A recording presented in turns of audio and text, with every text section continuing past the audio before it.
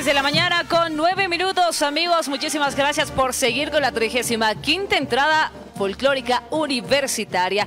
Seguimos con más y lo decíamos, los fundadores justamente de esta entrada universitaria folclórica están con nosotros presentes para saber acerca de, bueno, esta actividad que lo realizamos todos los años. Le queremos dar la cordial bienvenida al licenciado Luis Sempertegui, fundador de la entrada folclórica universitaria, asimismo al doctor Fernando Cajías, quien también es uno de los fundadores de esta increíble entrada folclórica universitaria. Inés, contigo. Tú dijiste muy acertadamente, y ellos son los soñadores y los hacedores. Qué lindo es hacer realidad los sueños. Y cuando yo escucho esos nombres ya quiero aplaudir, porque seguramente cuando ellos están en la entrada universitaria y cuando están en este furor que es la entrada universitaria, nos hacen sentir exaltados, felices, y los aplaudimos. Gracias por estar con nosotros. Son parte de la historia de la Universidad Mayor de San Andrés en un ámbito tan importante y tan lindo como es la cultura, el arte, la fusión de generaciones, la investigación, una mirada y un toque definitivamente diferenciador de las diferentes entradas folclóricas. Luis Sempertegui, Fernando Cajías, eminencias en esta actividad, y escucho mucho estos dos nombres cuando hablamos de la entrada universitaria. Bienvenidos, Luis. Muchas gracias, gentil, contentísimo. Doctor Fernando. No, realmente muy contentos. La verdad es que somos, así como tiene la entrada 35, la 35 versión, pero con él ya somos amigos. Desde 1820. De toda la vida. De toda la vida, sí. Juntos, Tenemos sí. una amistad de vida, de mi maestro. Qué bello, porque muchos recuerdos seguramente vienen a la mente, al corazón de ustedes y de tantos universitarios que en este momento deben estar desarrollando sus actividades, muchos que se han quedado con ese amor y siguen participando, se han ido a otros países, han vuelto a participar. El caso de comunicación social, que mucha gente vuelve a participar definitivamente en la entrada universitaria. Comencemos con el sueño. A ver, Luis Sempertegui, que ha escrito el libro o los libros, no lo sé, creo que hay sí. bastante. He traído para dejarles también. Qué bueno, ese ya es nuestro primer regalo en este primer programa, que en la historia de televisión universitaria empezamos a marcar esta diferencia porque queremos conocer y hablar con todos y cada uno de los participantes de las facultades.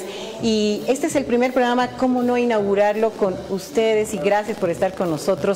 A ver, comencemos con el inicio de la historia. Fue peleada, nos dijeron ya el vicerrector. Sí, ha leído muy bien el libro. Anoche me ha dado una tarea, he leído todo. Sí, estaba leyendo todo. Cuéntanos, Luis. Bueno, pues como bien ya se conoce, ya se sabe, el 5 de marzo de 1988 se inicia esta travesía que jamás yo había pensado de que se iba a convertir no solo en una tradición universitaria, sino en un patrimonio, no solo de los universitarios, no solo de los paseños, sino un patrimonio nacional. Y eso a través de diferentes reglamentos, leyes, decretos que se ha consolidado así la entrada universitaria. Entonces, para quienes hemos sido parte de esto, Fernando Cajías, mi persona, después un orgullo, ¿no? Algo que jamás habíamos planificado, así que era por lo menos yo cuando presenté este primer proyectito en que esto iba a tener tanta repercusión, como reitero, no solo al interior de la universidad, sino a nivel nacional. Es más, nunca pensé que esto se iba a contagiar a otras universidades. Tenemos más de 14 entradas universitarias en el país, incluso fuera de nuestras fronteras. En Arequipa hay entrada universitaria a raíz del ejemplo de San Andrés. Entonces son cosas que han ido creciendo en el camino. Y otro detalle muy importante también es que los universitarios, a través de esta generación que se ha hecho de música, danza, folclore en general, en el país, los estudiantes universitarios, docentes también se han convertido, siempre digo, en una especie de cinturón de seguridad ante la invasión pasiva que hacen los países vecinos, que sobre pretexto de cultura andina se llevan nuestra música, se llevan nuestra danza. Pero creo que el trabajo que hacen los estudiantes, ya no solo de San Andrés, sino nacional, y también docentes y administrativos, es cuidar, precautelar y prever que nuestras danzas, nuestra música es pues nuestra, ¿no? Y que, reitero, una especie, hago una analogía con una especie de cinturón de seguridad para seguir trabajando y seguir luchando por nuestra cultura, por nuestro folclore, por nuestras danzas, por nuestra música. Maravilloso. Entonces se organizó en marzo, bueno, marzo 1998, pero ya era en julio. No, 88. 88. Pero el proyecto inicia el 87, pues, porque... ¿En qué mes? Noviembre del 87 es cuando el proyectito que era un papel, dos hojitas creo, a máquina además todavía, ¿no? Y bueno, y eso se plasma el siguiente año, 5 de marzo del 88.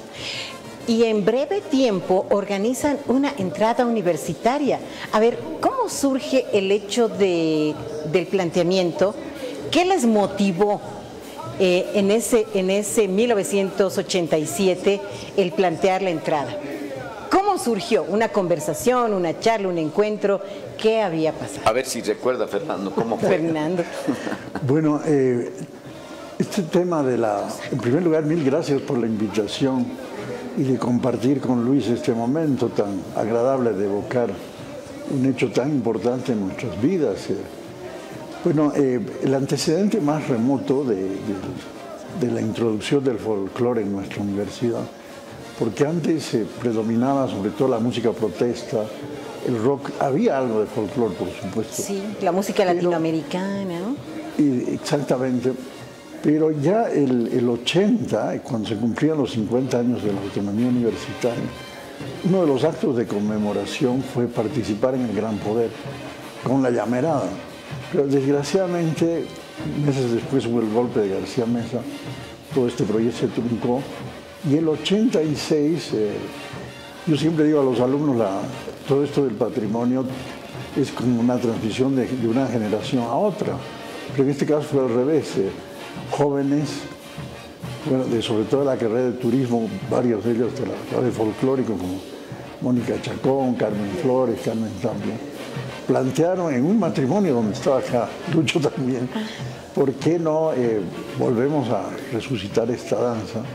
Y participamos en el Gran Poder, y así el 86. También en marzo del 86 se fundó la Llamerada San Andrés. Y allí, después de participar en el Gran Poder, todos... Pero yo ya era docente, un docente casi cuarentón, pero los verdaderos motivadores fueron estudiantes veinteañeros, ¿no? Y entonces se dio la idea, ¿por qué no volvemos a participamos en el Gran Poder, en el Carnaval de Oruro? Y ahí surgió la idea de pedir a Extensión Universitaria no que haga una entrada, sino, en principio habíamos hablado de un ballet, ¿no? El folclórico. Sí. Y se logró que Lucho entre a Extensión Universitaria. Y ahí él craneó esta idea de por qué no hacer una entrada. Y salió el proyecto, como él cuenta. Tuvimos apenas 8 fraternidades, ahí estuvo la Llamerada San Andrés, también los caporales, había un grupo también de la U Católica, grupos como los centralistas que venían de afuera, y de pronto parecía que era, como ha pasado con las mujeres en los 70, ¿no? Que no participaban, un grupo de cholitas, dicen, de las Rosas de Viache, empezó a bailar y eso bastó para que ya entren como ahora miles, ¿no? ¡Qué bello! Y la del 89, que es la que se ha mostrado en el registro, ¿no? Sí. Esa ya fue masiva, ¿no? Masiva y fue creciendo. Sí. Y así como Lucho ha escrito un libro, ¿no? También con él y con otros, escribimos otros también sobre esta historia, que además de que el proyecto se plasmó, dio lugar a lo que llamamos las culturas juveniles folclóricas, porque hay culturas juveniles dedicadas al rock, inclusive al pop coreano, etc. Pero hay una masa increíble de jóvenes dedicados al folclore. Creo que en ningún país, alguna vez me ha tocado presentar en convenciones lo de la entrada universitaria, y no pueden creer, porque en México hay un increíble ballet folclórico universitario, pero decimos nosotros, ¿no? Nosotros tenemos en La Paz, toda la universidad es el ballet folclórico. Sí, es verdad. Incluyendo los docentes. Sí, así es. Como usted dice, hay muchos exalumnos que lo tienen todavía como un proyecto de vida, ¿no? Sí. Sí. Y hacen todo lo posible por meterse todavía en las danzas, los fundadores, ¿no? Todos esos. Porque todos envejecemos, ¿no? Pero definitivamente todo esto queda. Pero el corazón no envejece. El corazón, Nuestra mentalidad no envejece. nos mantiene jóvenes para seguir adelante. Y lo bueno es que se va transmitiendo de generación en generación. Y yo creo que no hay decano que no baile, no hay jefe de carrera que no baile, no hay carrera que no participa, algunas, ¿no? Creo que la de física, filosofía, que son pocos, tenía su campus, ahora no sé si volverá a ser, pero a unas carreras más chicas tienen su fraternidad y otras tienen hasta 3 o 4, ¿no? ¿Ha habido, a partir en su percepción, ha habido algún, bueno, ha habido cambio social, incidencia social?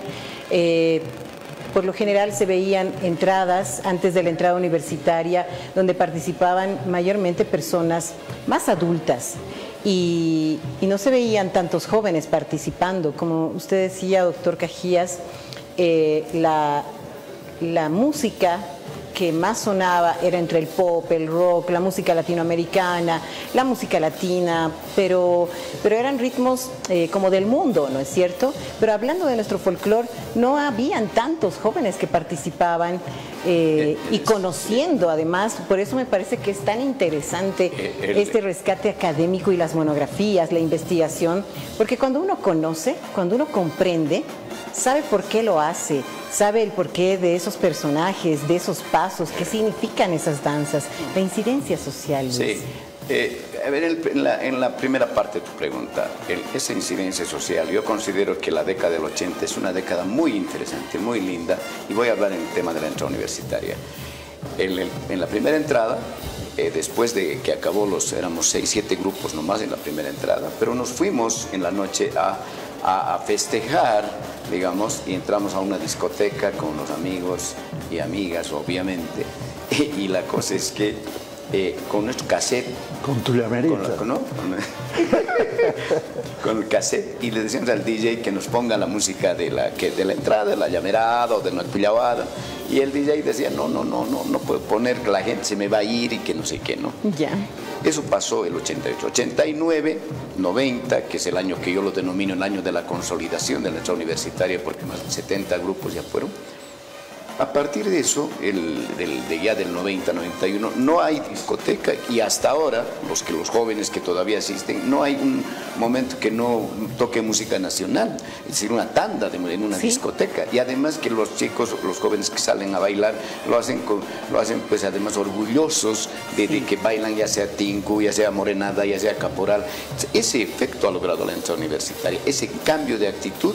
Tanto por eso digo que la entrada universitaria también ha entrado al mundo, digamos, de las tinieblas, que es a media luz en las discotecas, donde ha cambiado el gusto, ¿no ve?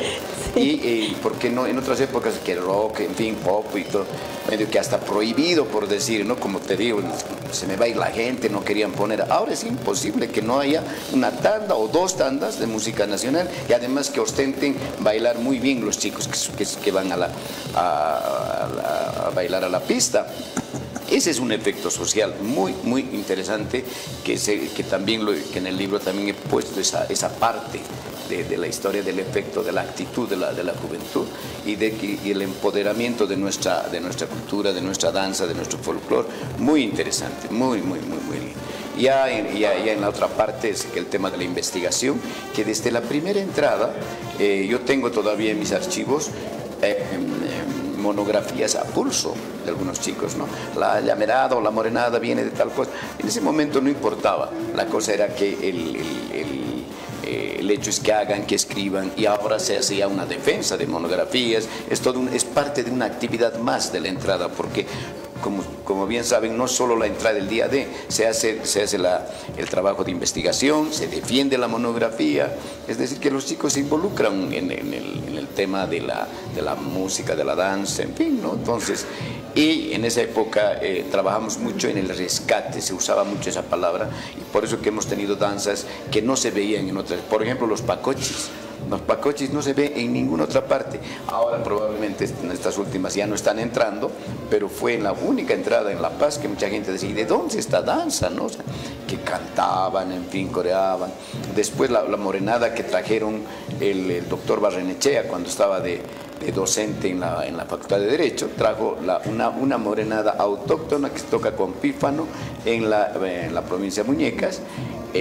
Trajo esa danza con los trajes, todo. Entonces los otros de medicina, los quenaquena de medicina, que también en su año de provincia también rescataron una danza muy interesante. Entonces ese fue el efecto también bonito de la entrada universitaria, que no solo eran las danzas conocidas, caporal, morenada, diablada, ¿no? También había este otro, el hachatata danzante de arquitectura también, sí, que lo ha vuelto a poner en escenario, en escena, digamos. Sí, así varias facultades, carreras han dado su aporte para que la entrada se fortalezca y sea lo que es ahora.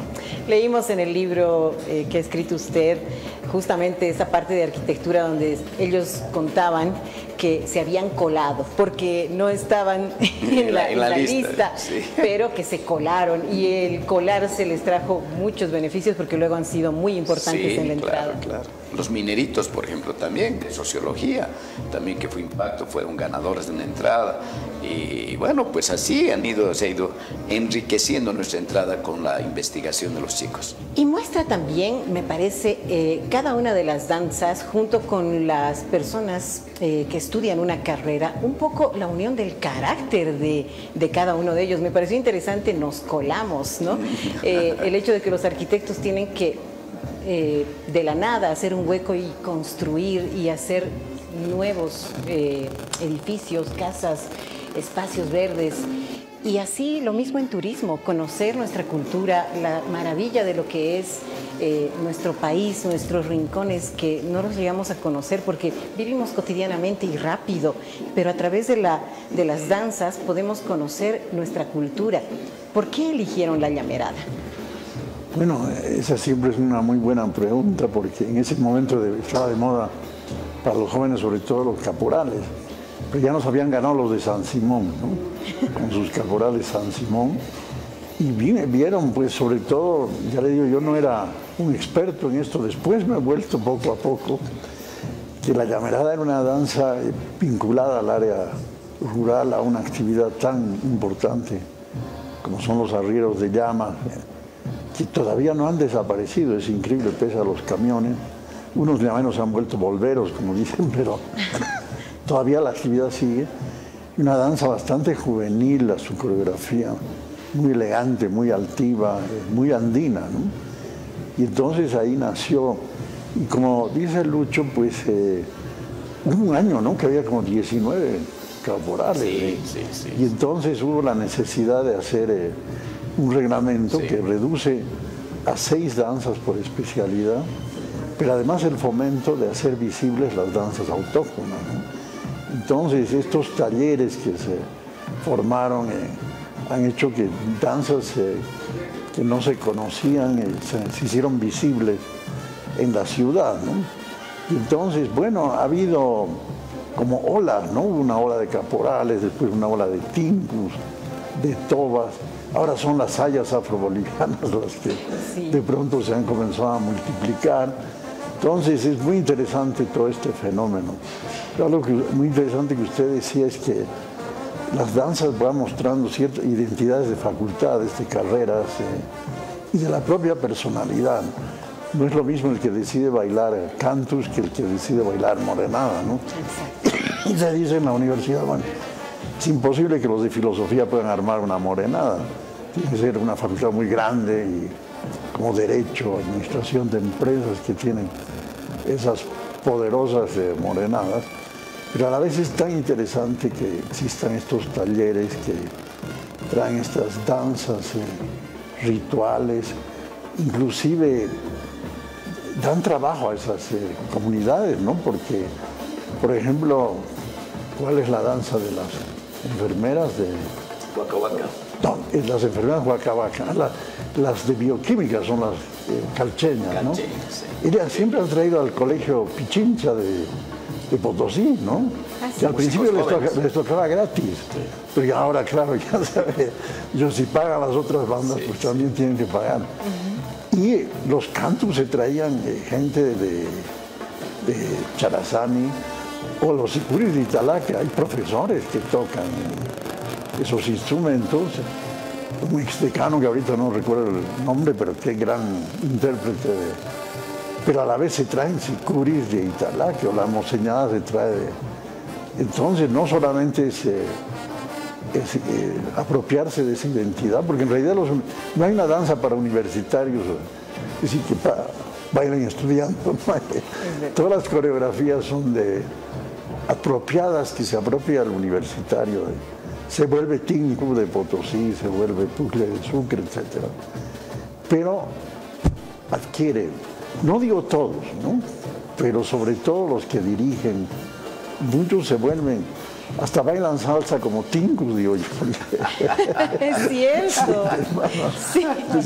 Lo llevan el ritmo, y su proyecto de vida todo el año es... Y por eso ahora se ha dado que muchas de las fraternidades participen ahora en otras festividades, en las mega fiestas. Hablaba la rectora, ¿no?, de los tincus puros, y los tincus huistus y los puros están ahora en el Carnaval de Oruro, en la festividad del Gran Poder, en Urcupiña, en Chutillos. Sí, todo. Es decir, todo el año van llevando el nombre de la UMSA, eso es una maravilla. Nosotros también, como ya Merada ya dicen, ¿y ustedes devotos de quién son? Bueno, nos va bien porque somos del Jesús del Gran Poder, de la Virgen del Socavón. Todos nos protegen. Tenemos energía vírgenes y santos de todos lados. Pero la universidad, como también discutíamos con Lucho, no tiene una evocación, que es la autonomía universitaria, ¿no? Por eso es en julio. Pero no es religiosa, ¿no? Las otras entradas son fuertemente religiosas. Es cultural, es conocer, saber conocer, y también esto no se detiene nunca, porque es investigación año tras año, porque se realizan las monografías, ¿no? Sí, es como decía Fernando, es la única entrada, creo que la única, que se baila por devoción al folclore, a la cultura. No hay un santo de por medio. Algunos han querido un poco mezclar, enredar, que vamos a hacer misa al Tata San Andrés, ¿no? Entonces, pero no, el origen no, o sea, no tiene nada que ver con el santo. Y después del año 90, el año 91, ya pasa a que la entrada sea en homenaje al Día de la Autonomía Universitaria. Por eso es que se realiza en julio nuestra entrada. Y bueno, se ha institucionalizado, y bueno, pues y aquí estamos ya en la número 35, aunque debería haber sido la 37, el tema de la pandemia ha hecho de que se suspenda 2 años. 2 años la entrada universitaria. 2020, 2021. Sí, el 2021 o 1920, pero no se acuerda. 2021. 2021. Sí. Entonces, sin embargo... Perdón, ese marzo ha sido siempre terrible. Muy bueno porque ahí se fundó, bueno, la Llamerada, se fundó la entrada. Pero también en marzo de 2020 empezó la pandemia. Empezó la pandemia. Bueno, son meses claves, y julio es un mes estrella para la Universidad Mayor de San Andrés, porque nos une esta tierra donde hemos nacido, que es maravillosa, y nos une esta universidad que es grande en todo el sentido de la palabra, con grandes personas como son ustedes que nos están visitando hoy día en este primer programa de la 35ª entrada universitaria. Gracias por estar con nosotros, y ese libro seguramente muchos van a querer. Voy a dejarles para que le den una mirada. Vamos a darle muchas miradas. Doctor Cajías, gracias por estar con nosotros. Muchísimas gracias, y también haciendo una sana competencia, como Lucho, voy a traer el otro libro. Sí, eso nos interesa. Que publicó el Instituto de Estudios Bolivianos, pero está menos actualizado, es cierto, que el de... Vamos a hacer una reedición de esto, pero sin embargo quiero comentarles esto. Por instrucción, digamos, de la señora rectora, el señor vicerrector, me mandan a decir que quiero comentarles que Televisión Universitaria está haciendo un nuevo trabajo, un trabajo interesante, un trabajo institucional, que es lo que nos estaba faltando, y eso es lo que quiero felicitar a todos quienes forman parte de TVU, que están haciendo, relanzando nuestro canal hacia un trabajo institucional. Que la academia, la investigación, en fin, todo lo que tiene que ver con lo que produce nuestra universidad, y creo que en esa labor estamos todos. Esa es la razón de ser de nuestra universidad y obviamente de TVU, para poder mostrar lo que hace nuestra universidad. Es una especie de rendir cuentas a la población, porque la universidad pública vive del impuesto de la población, y la forma de rendir cuentas es mostrando lo que hace la universidad, y esa instrucción, y en ese trabajo estamos con la doctora María Eugenia García, el doctor Tito Esteves, y bueno, y quienes formamos parte de esta gestión universitaria. Maravilloso, Luis, gracias. Muchas gracias por el regalo de su visita, y nosotros encantados de poder iniciar este programa con personalidades que nos cuentan sobre la historia, sobre ese detalle, una idea que con la pasión y el corazón de estos jóvenes viene llevándose durante 37 años, menos esos dos, del 2020 y 2021, por eso es la 35ª. Como un sueño, amor, llegaste a mi vida, mi bendición. Tus ojos, mi luz, quédate conmigo.